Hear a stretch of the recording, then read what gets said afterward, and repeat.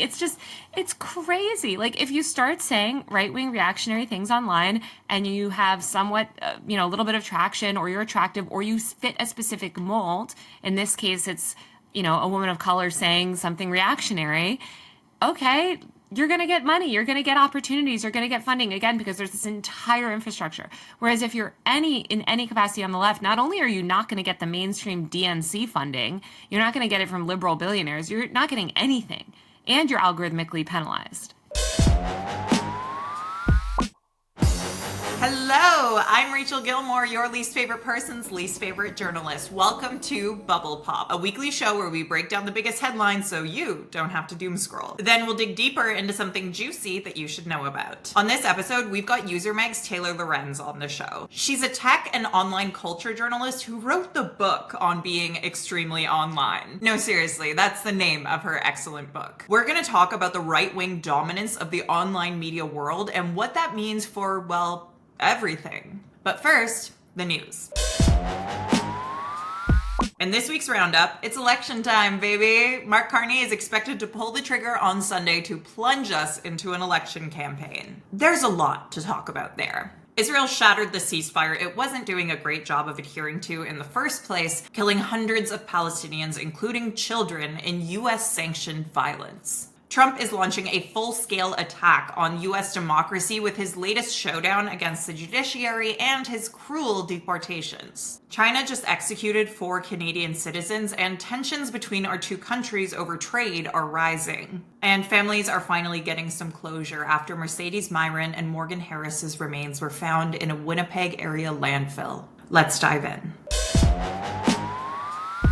Are you ready to rumble? That's right, Mark Carney is reportedly going to ask the Governor General to dissolve Parliament and call an election on Sunday. That means you will be voting either April 28th or May 5th. The decision comes as the Liberals have started running away with the polls. That's right, for the first time in over 2 years, several polls are reporting that the Liberals have pulled ahead, which means the Conservative Party just blew the lead that they were enjoying for a really long time. Not only that, but some of the biggest pollsters found the Liberals are actually knocking on the door of a majority. But anything can happen in an election campaign, even a short one, so we'll see if these numbers hold up in the weeks ahead. Since being sworn in, Prime Minister Mark Carney has leapt into action. First, he swore in his cabinet, which he shaved down to focus on the trade war and the economy. And he ditched a lot of ministries that focused on things like diversity and equity. Like, we no longer have ministers whose titles have the words women, gender equality, diversity, inclusion, and persons with disabilities, to name a few. Carney's office assured the public that these portfolios aren't gone, they've just been consolidated under different ministries. But still, it kind of sends a signal from this very centrist former banker, right? Carney also immediately axed the consumer carbon tax, which kind of sucked some of the air from beneath Poilievre's wings. This led Poilievre to pivot to an even more environmentally unfriendly policy. Not a huge surprise when you consider that Poilievre, in an interview with Jordan Peterson, called people who,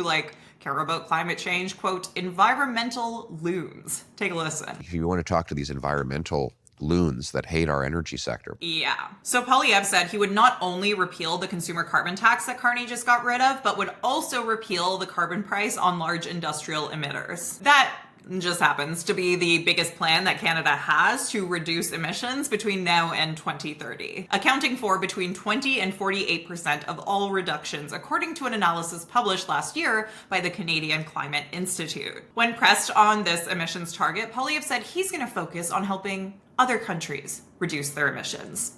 Awesome. Since the Axe the Tax slogan is now pretty outdated, why don't he and the Conservatives consider replacing it with something more fitting, like axe the ozone? Anyways, as Poilievre tries desperately to cling to the support that's slipping through his fingers, Carney went on a quick little Europe trip to shore up our non-US allies. And then he hit up the Arctic, which has a lot of eyeballs on it these days amid Russian aggression and Trump's non-stop annexation chatter. While there, Carney announced a multi-billion-dollar Australian radar purchase to shore up our far northern defenses. Meanwhile, we're starting to see the early hints of just how dirty this electoral campaign could get. Not only did one of Poilievre's preferred outlets, one of the few he's granted a one-on-one sit-down in recent weeks, publish a widely condemned, factually incorrect hit piece on one of Carney's children, misgendering them and misreporting on their history of gender-affirming care. But on top of that, according to reporting from Luc Lebrun of Press Progress, Canada Proud, which is a third-party advertising group run by right-wingers who worked for Pierre Poilievre's Conservative Party leadership campaign, has been running ads seemingly trying to link Mark Carney to sex traffickers because of a single photo of Mark Carney and his wife standing next to Ghislaine Maxwell, Jeffrey Epstein's partner, at a public event in 2013, 2 years before any allegations of her role in Epstein's crimes were publicly known. Really solid stuff, guys. As the Conservatives and their buddies ramp up the far-fetched mudslinging, they're also trying to make sure they won't be overly scrutinized themselves, because they just announced that they won't be allowing any media on their campaign bus or plane when the election is called, which is a total break from decades of tradition and, in my opinion, a huge attack on the public's right to know what the people who want to run our country are up to. Like, for decades, media have gotten seats on leaders' election campaign tours. They pay their own way for travel and fees, so they're not getting any free stuff from anyone here. And this is how they can closely watch and report on how the people vying to run our country behave on the campaign trail. But no, instead, the Conservatives are going to make the media scramble after them, saying they'll give newsrooms 2 to 3 days notice on where events will be. And if newsrooms can't use their dwindling resources to follow ever-changing coast-to-coast-to-coast campaign plans, they'll have to rely on broadcast feeds provided by the Conservative Party that,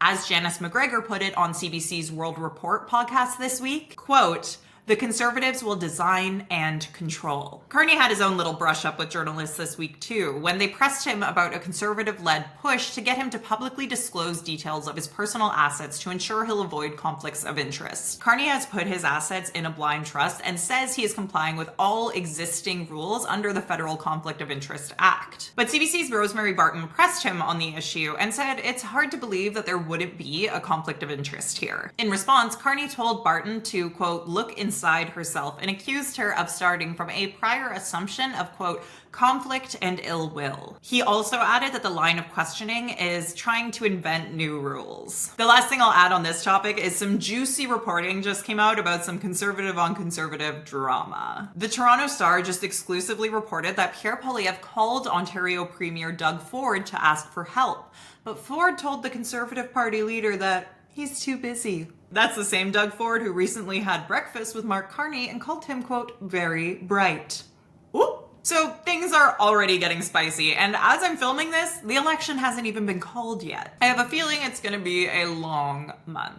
In much more difficult news, Israel has officially shattered the ceasefire. Its military killed 400 Palestinians, including children, in a series of airstrikes that some media outlets breathlessly regurgitated were apparently against Hamas, despite the fact that people like Rami Abdu, who is the chairman of the Euro-Mediterranean Human Rights Monitor, shared with social media that his sister and all her family who was with her, including small children, were killed in the Israeli strikes. Or Rinad, an 11-year-old kid who lives in Gaza, who survived the bombardment but was posting in terror on her Instagram story that night. Israel has also resumed its ground campaign, killing dozens more Palestinians since that initial bombardment, including reportedly a UN worker after an explosive ordnance went off at the UN guest house in central Gaza, a location known to the IDF in an isolated area with no other buildings nearby. The latest bout of horror comes as Israel has also been denying Gaza access to humanitarian aid and electricity, which Médecins Sans Frontières said amounts to collective punishment. Collective punishment violates the Geneva Conventions. Meanwhile, according to reporting from Zeteo, Israel has asserted that this resumption of violence was, quote, fully coordinated with the Trump administration. And Israeli Prime Minister Benjamin Netanyahu said this was, quote, just the beginning. And that, quote, nothing will stop us from achieving all our war aims. It's hard not to see the truth of those aims given Amnesty International and a UN Special Committee have both found Israel's actions amount to genocide. And even family members of the hostages have accused Netanyahu of sacrificing their loved ones with this resumption of violence. I should also note that while this is the most explicit time Israel has shattered the ceasefire, it's hardly the first time it's been accused of violating the agreement. In a letter sent to the UN on March 7th,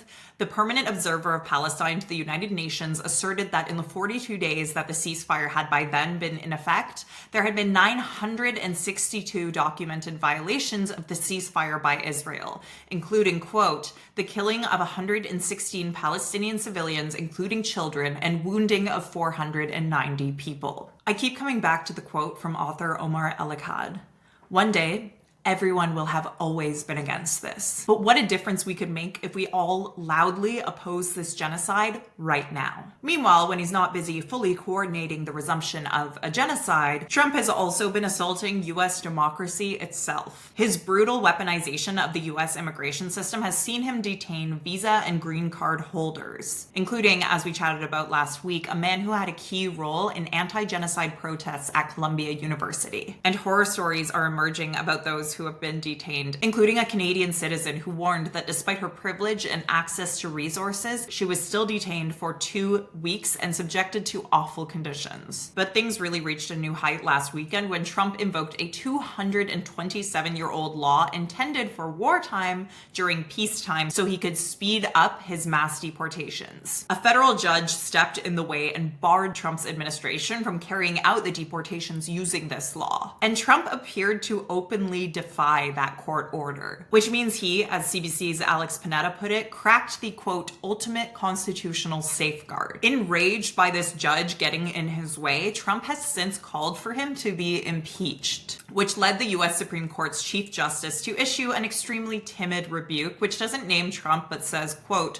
impeachment is not an appropriate response to disagreement concerning a judicial decision. Scathing. That'll stop him, I'm sure. Meanwhile, Elon Musk is using Twitter to push the false narrative that the last defenders of US democracy, which is the judiciary, are actually the ones violating it, which is a level of projection that will be studied in the history books one day. That is, if we're, still allowed to read and have books. Because now, in a new report, a global watchdog run out of a Swedish university is warning that the US could lose its democracy status. People are still fighting back, though. A lot of folks have been targeting Tesla dealerships with peaceful protests, and some have taken it a step further. Like in Oregon, where a guy allegedly threw Molotov cocktails at a Tesla store. Or in Seattle and Vegas, where people set Tesla cars on fire. But even those who have resolved to keep their Cybertrucks are about to lose them anyways. Because almost all Cybertrucks were just recalled because Tesla, apparently, used the wrong glue. The Washington Post told us that democracy dies in darkness, but I think it's more apt to say that democracy dies due to dumbasses. And as if Canada didn't have enough problems with one global superpower constantly musing about annexing us and launching a trade war, we also just got hit with new tariffs from China, which retaliated against a levy we put on their electric vehicles last year. Specifically, they slapped a 100% tariff on canola oil, oil cakes, and pea imports,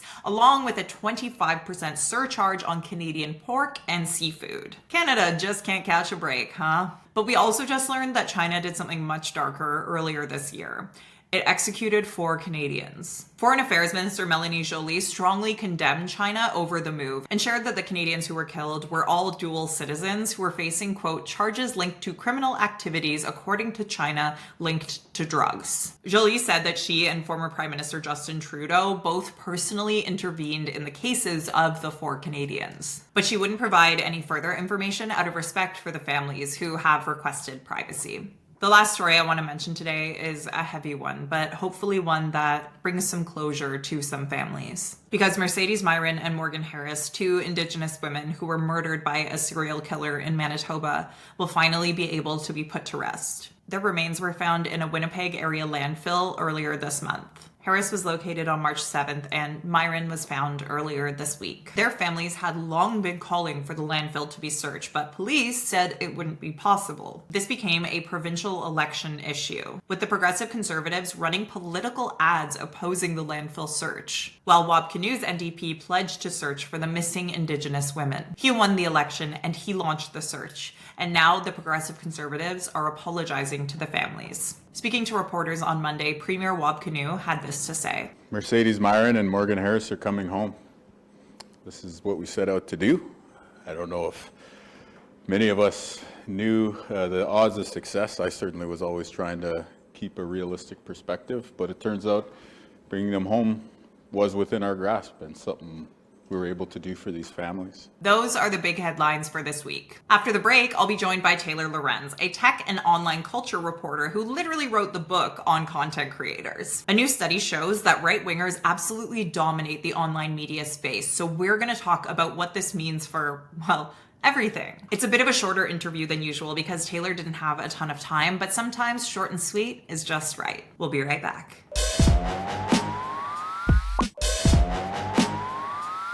Do you guys ever feel like something is haunting you? Like you just can't get away from it? It gets mentioned when you're trying to watch a dumb reality TV show, or when you're watching something as boring as post-victory election speeches on the news. You hear it blasting through the headphones of the person next to you on the metro. Just when you think you're safe, you curl up on your couch, you're swiping on TikTok, and it shows up on your screen like something out of a horror movie. That's right, I'm talking about the right-wing podcasters we just can't seem to ever be able to get away from. And now there's actual data to back up what we all suspected as the world got increasingly stupid. Right-leaning content dominates the online media landscape. Media Matters just published a study that looked at 320 online shows that either published about news and politics or invited on related guests. These shows have more than 500 million followers and subscribers in total. And Media Matters found that right-wing shows account for roughly 82% of that total following, meaning they've got almost 5 times the following of their left-leaning colleagues. Suddenly all the brainworms around us are starting to make a lot more sense. But what came first? The podcaster or the brainworm? What impact has this had on society? And how can we take the power back from the Joe Rogans and Theo Vaughns of it all? To help me break down these questions, I am so thrilled to have Taylor Lorenz on this show. She's an incredibly successful tech and online culture journalist and content creator. She's the founder of User Mag, which you should all subscribe to, and a contributor to Zeteo. She literally wrote the book on the rise of creators who have shaped our online world with her national bestseller, Extremely Online. She's also American, but we won't hold that against her. Taylor, welcome to Bubble Pop. Thanks for having me. Yeah, of course. Thank you for being here. So let's dive right in with the study that everyone's talking about. Right-wingers are absolutely dominating our online spaces. What was your first reaction when you saw this study? Did anything about it surprise you? Yeah, it surprised me that they put Trevor Noah on that study as like leftist or something. I mean, I think the only flaw in that study is that they have a lot of people actually ascribe to the left that are not very leftist at all. So in one sense, the study further confirmed a lot of what we already know, but it also kind of, I think, actually didn't paint a bad enough picture, or a realistic enough picture, rather. Yeah, and that's actually something I wanted to ask you about, which is that I was also struck by some of the names that were framed as left-leaning. Like they had the Young Turks who've been really transphobic lately. What did you make of the shows that they included? Like, do you think that it didn't actually really reflect fully the makeup of our online media ecosystem? I think they were so desperate to try to find non-right-wing reactionary voices that they ended up putting a lot of centrist reactionary people in on the left, and especially people that are actually increasingly espousing right-wing rhetoric on the left. And this is a problem, right? Like this is a broader problem with our media ecosystem, is that if they were to do this study again and actually only include real leftist creators, it would paint a much bleaker picture, because there really aren't just nearly as many, and they have a fraction of the audience. I think This makes it seem like a lot more balanced than it is. Yeah, and you know, one thing that I also heard when I shared this study too, I think we were all kind of talking about it for a bit there. And one thing that a lot of like right-wingers or people who maybe support the podcasts that were the most popular on that list said was, oh, well, these guys are just popular. It's the public making their own choices about what they want to hear. And I have issues with that, but I'm sure you have even more. Yeah. That's such a stupid, ignorant comment.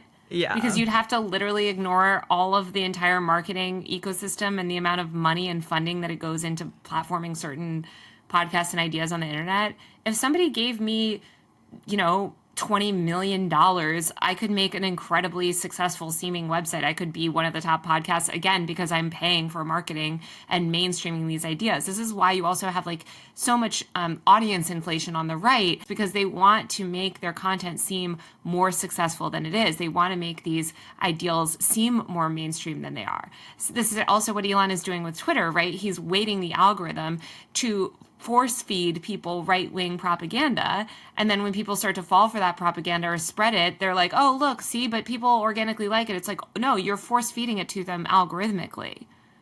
Yeah, that's what I was going to say. Like, the algorithms obviously have a huge finger on the scale here. And, you know, one thing that I found interesting was that this study was looking at 2024. And we've seen a lot of these guys really go mask off, the CEOs of these companies. You've got Sundar Pichai, Elon Musk, obviously. You've got Mark Zuckerberg. So do you think that this is a case of them just finally going mask off with their more right-wing shift in their public statements? Let's just be clear. Has it always been like this? Yeah. Yeah. I just want to be clear that despite what conservatives claimed throughout the 2010s, they were never censored online. They always have received far more algorithmic amplification. This is part of why liberals hauled Zuckerberg in front of Congress in 2017, because Trump received outsized attention on Facebook. His anything for, right-wing pages and pro-Trump pages were getting far more distribution in the feed. Right-wing reactionary rhetoric has always played better in these algorithmic feeds. They've never made any effort to correct the algorithmic feeds to tamp down on any of that. It's right-wingers have always received outside amplification. So now, they can receive even more manual boosting, again, because these CEOs have been able to go mask off about it. But there's never been a time where the right was like censored in any way on the internet. Yeah, if anything, I mean, you wrote a really good piece in User Mag about how like the left can't have a Joe Rogan because the institutional backing doesn't exist, because the left doesn't generally ideologically align with the people who have the big money, right? Then there's also things like the Turning Point USA and these different kind of pipelines towards popularity on the right. So, one thing I want to say is I was literally talking to a friend who's, she's pretty conservative, but we've been friends. Like, I've known her for a long time, and she started a podcast recently, and has absolutely no listeners, and people are thinking of giving her investment, thousands of dollars, no strings attached. And I'm trying to get her to let me write about the whole thing, but like, it's crazy. Like, if you start saying right-wing reactionary things online and you have somewhat, a little bit of traction, or you're attractive, or you fit a specific mold, in this case, it's, a woman of color saying something reactionary. Okay, you're going to get money, you're going to get opportunities, you're going to get funding, again, because there's this entire infrastructure. Whereas if you're in any capacity on the left, not only are you not going to get the mainstream DNC funding, you're not going to get it from liberal billionaires, you're not getting anything, and you're algorithmically penalized.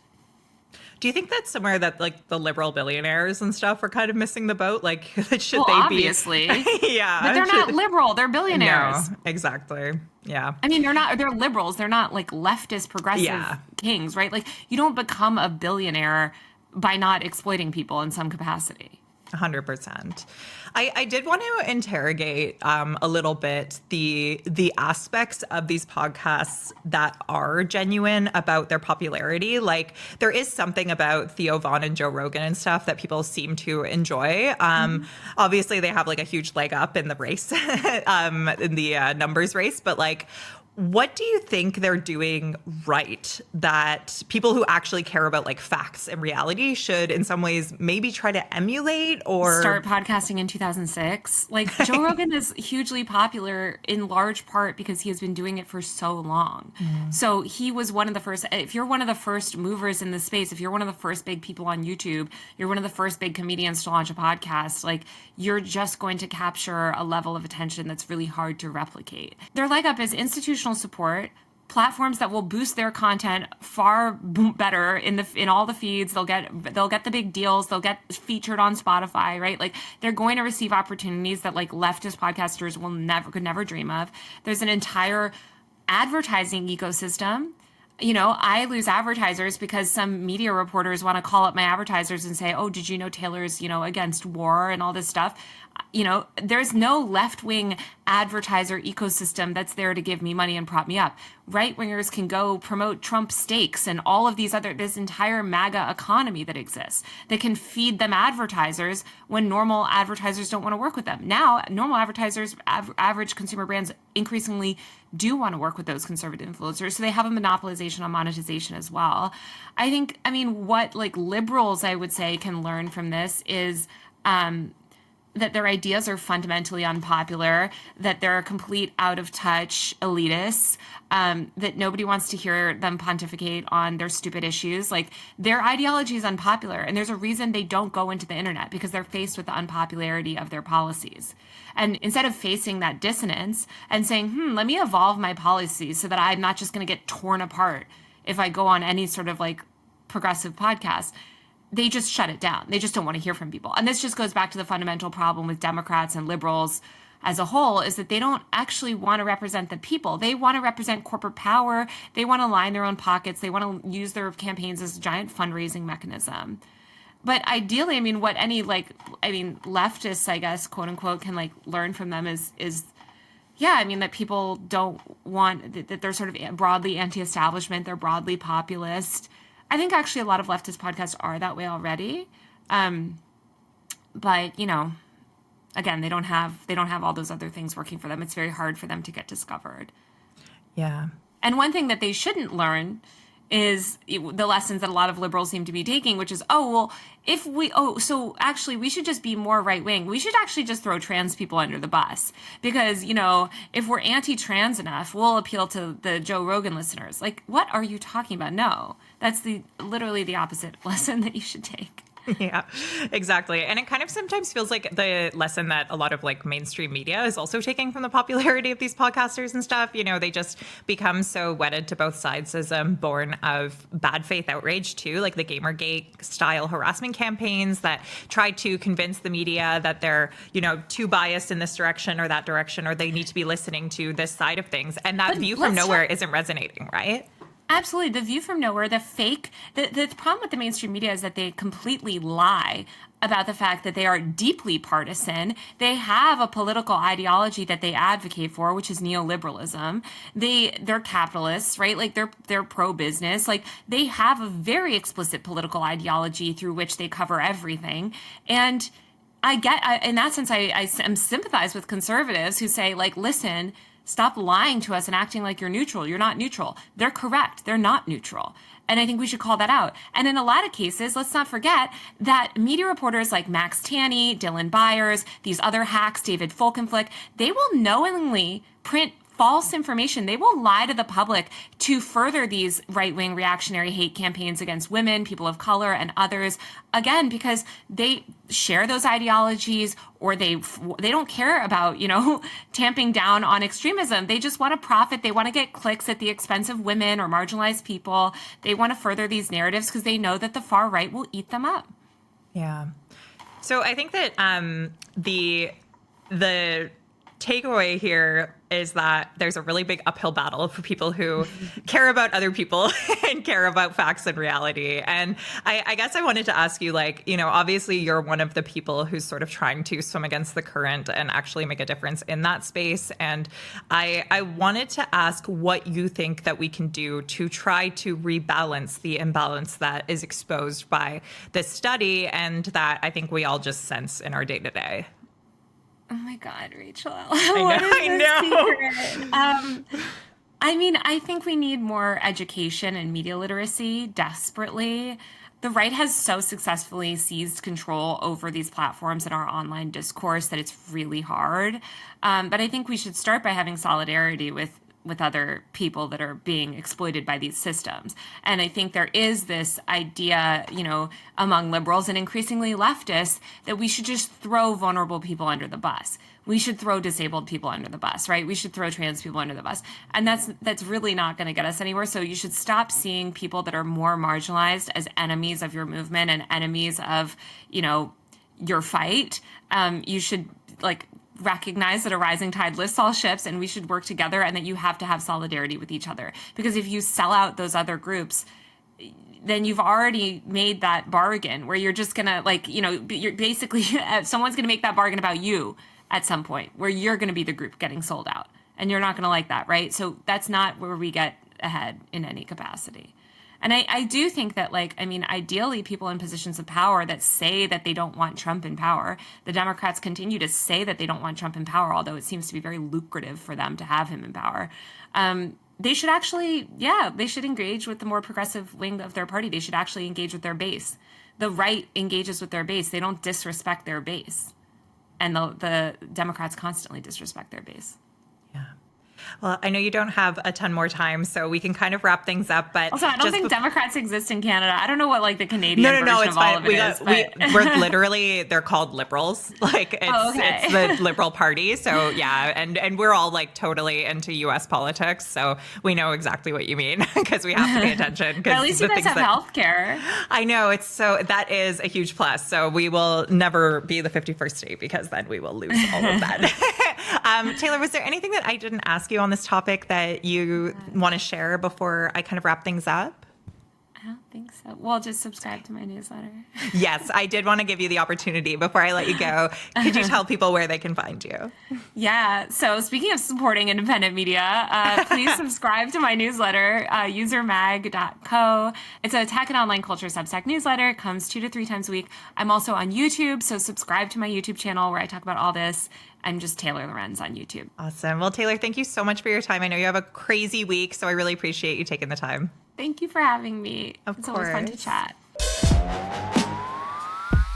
Thank you for listening to this week's episode of Bubble Pop. I'm Rachel Gilmore, your least favorite person's least favorite journalist. If you enjoyed this episode, consider subscribing to Bubble Pop on YouTube, Patreon, Substack, and wherever you like to listen. You can also find me on TikTok, Instagram, and Blue Sky. I'd like to say a special thank you to Hans Vivian Wenzel for making the incredibly groovy music for Bubble Pop. You can find more of his stuff on Spotify under the artist name Hans, lowercase h with an exclamation mark. Thanks again for spending this time with me. Doing this is literally a dream, and I could not do it without you, so thank you. And I'll see you next time.